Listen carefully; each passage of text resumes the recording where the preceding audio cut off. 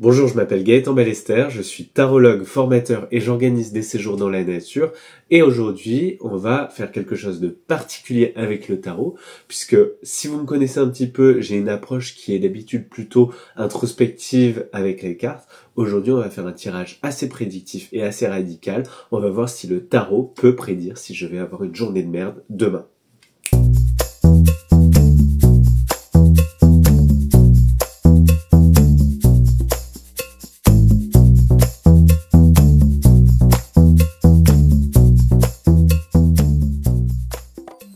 Alors comment on va s'y prendre? On va faire un tirage pour voir comment va se dérouler la journée de demain. Ce sera la première partie de la vidéo. Et puis je prendrai des vidéos tout au long de la journée de demain pour voir comment ça s'exprime. Et puis on fera un débriefing à la fin de cette journée pour voir comment ça s'est passé et comment les cartes ont exprimé ou non ce qu'il s'est passé. On y va? Pour ce faire, il nous faut un tarot, bien sûr, et moi j'ai choisi de prendre le tarot des enchanteurs. C'est un tarot de Barbara Moore qui a été illustré par Mickey Jensens chez les éditions Très Daniel, édition Exergue. Et on va faire un tirage en 8 cartes que je vous expliquerai tout de suite. Hop.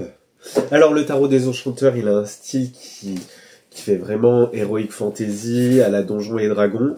Et moi, ça me dérangerait pas que la journée de demain, elle ait un petit peu de fantasy s'il n'y a pas trop de monstres, s'il n'y a pas trop de cap et d'épée, mais qu'il y a surtout de la magie. Alors, ce jeu, il a des illustrations très belles, mais ça, vous allez le voir après. J'ai un petit peu plus de mal avec le dos des cartes, ce que je trouve kitsch à souhait, mais qu'importe, passons au tirage. C'est un tirage qui va se découper en 4 aspects, le sentimental, le pro, le développement personnel et l'argent. Et on voit avec le sentimental cette impératrice qui évoque quelque chose qui va grandir et il faudra se montrer généreux avec ce 6 de denier. Du côté pro, avec cette papesse, il faudra suivre mon intuition en dépensant de l'argent avec cet as de denier. Du côté développement personnel, avec le roi de coupe, c'est maîtriser mes émotions en étant droit et ferme comme le roi de bâton.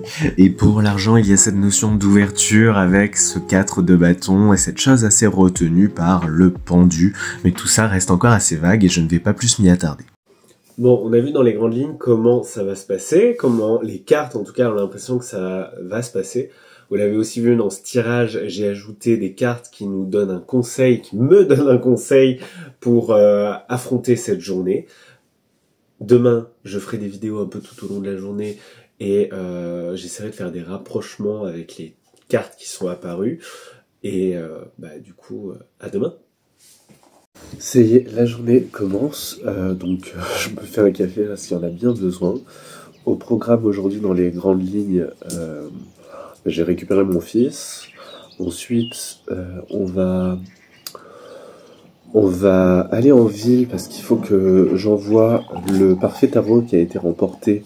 Donc il faut que j'aille à la poste. Et la poste, elle est 1/2 heure de chez moi. On va en profiter pour peut-être aller à la médiathèque ou au musée, je ne sais pas. Et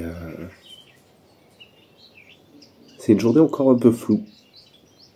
Donc au vu du tirage, c'est vrai que c'est très intriguant. Je sais pas du tout comment tout ça va s'exprimer. Je me suis quand même dit que j'allais préparer un petit kit en plus pour la personne qui a remporté le tarot. Ce sont des fiches explicatives et des fiches pédagogiques autour du tarot et bien sûr un petit dépliant pour présenter mes séjours dans la nature. Sait-on jamais, peut-être que ça l'intéressera ou que ça pourrait intéresser quelqu'un de son entourage. Voilà, j'espère que de votre côté, non pas du tout, je sais pas à quelle heure il peut être, mais je vais boire mon café. Bon, j'ai pas encore récupéré mon fils, mais j'étais en train de faire des petits enregistrements avec les runes que Camille, Dame Sorcière, m'a envoyé. Et il y a une idée que j'ai dans un coin de ma tête depuis un petit moment, que j'ai décidé de mettre en place. Donc je vois déjà des ressemblances avec le le tirage. On verra ça dans la journée. C'est là. C'est là. Là. C'est là. Ici. Là, ici.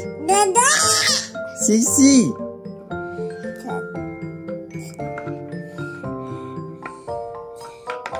Hop. Fini. Alors là, je suis en route pour Draguignan pour pouvoir poster le parfait tarot. Avant de partir de la maison, je suis allé à ma boîte aux lettres où j'ai découvert que j'avais reçu une nouveauté. Donc, je vous montrerai sûrement ça aussi dans la vidéo. Je vais aussi passer dans un magasin pour récupérer ce dont j'ai besoin pour un nouveau projet.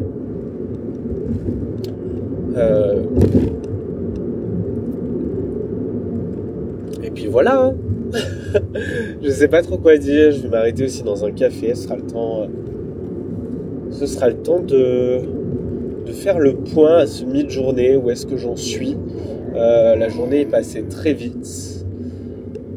La première moitié de la journée est passée très vite. Et j'ai pas beaucoup filmé.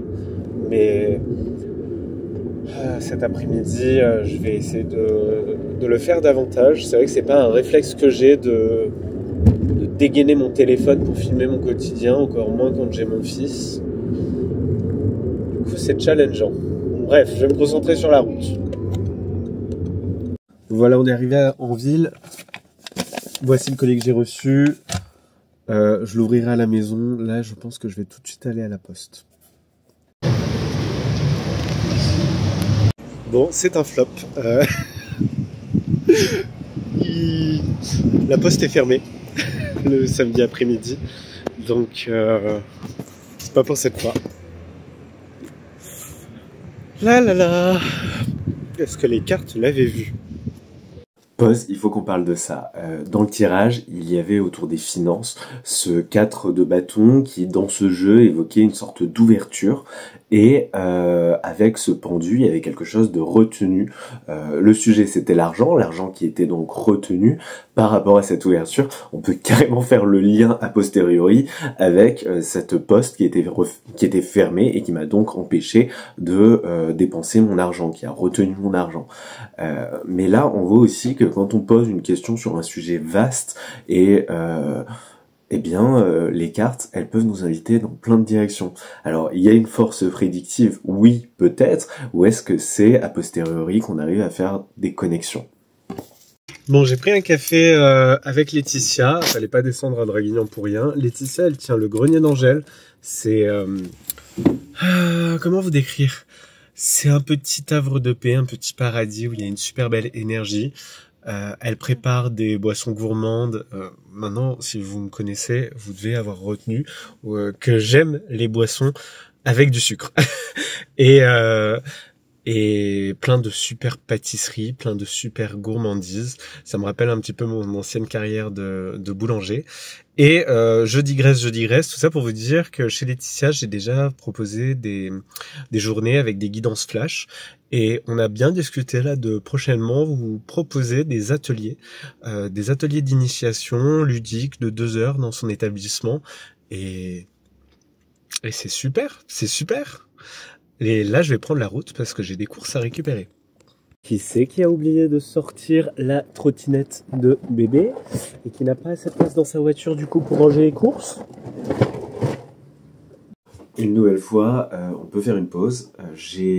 J'avais tiré le roi de coupe et le roi de bâton qui m'invitaient à être un peu plus droit pour que les choses soient un peu plus souples et un peu moins stressantes peut-être. Ici, clairement, ça se représente. Si j'avais été un peu plus carré, un peu plus structuré, j'aurais sorti la trottinette avant de partir à Draguignan et j'aurais eu plus de place pour ranger les courses et ça aurait été beaucoup plus souple, beaucoup plus détente de le faire. Ok, ça c'est pour la gémothérapie. C'est de l'alcool de fruits et ça me servira à faire les macérats puisque ça y est, on arrive vers le printemps et les bourgeons commencent à sortir.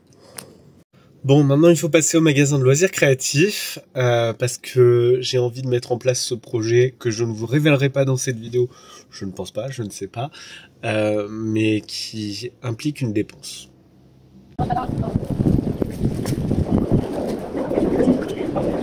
Bon, j'ai trouvé la moitié de ce que je voulais, mais je vais tester autre chose qui pourrait être encore plus intéressant, je pense, donc ça c'est super cool. Et voilà, allez là je rentre. Encore une fois, ici, c'est une pause.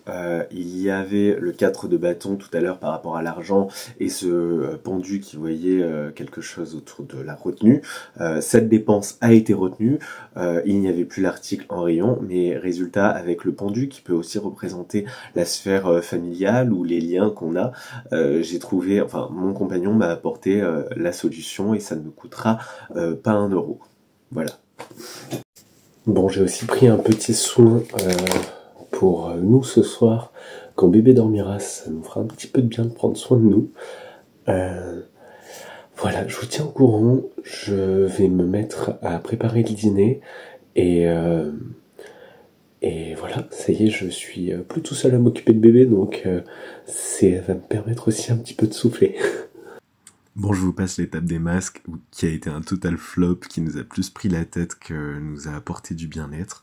Le moment un peu vraiment réconfort et qui a été autour d'une forme de générosité, peut-être que c'est ce moment avec les pizzas. Mais comme quoi, tout le tirage n'était pas à prendre au pied de la lettre, mais alors vraiment pas.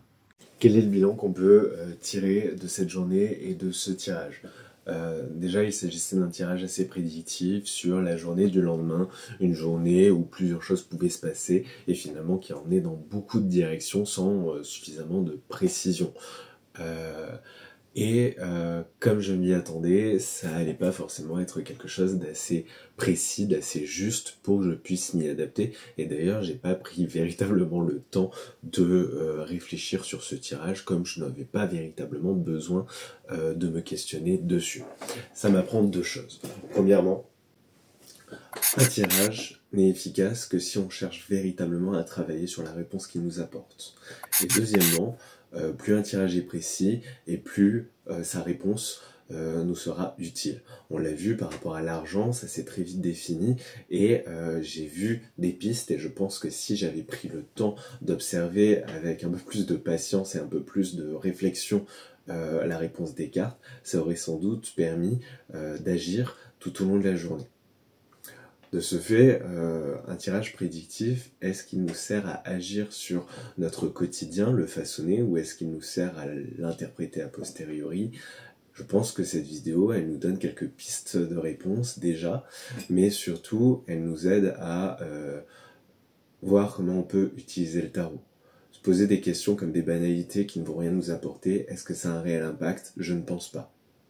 Mais par contre, si j'ai une journée un peu plus importante, avec un salon, avec un atelier, ou lors d'une retraite, faire un tirage pour anticiper comment l'événement va se passer et travailler en conséquent et me protéger, comme en retirant la trottinette de mon fils de ma voiture pour être un peu plus serein, un peu plus stable, un peu plus droit. Là, ce serait cohérent. Et vous, je vous laisse me dire ce que vous en pensez. Est-ce que vous faites des tirages compulsifs pour tout et rien? Ou est-ce que vous vous attendez plutôt des événements forts sur lesquels vous allez laisser l'espace à la réflexion, à la maturation pour pouvoir agir? Bref, j'espère que cette vidéo vous a plu. Je vous dis à bientôt pour une prochaine vidéo. Et n'hésitez pas à me dire ce que vous en avez pensé.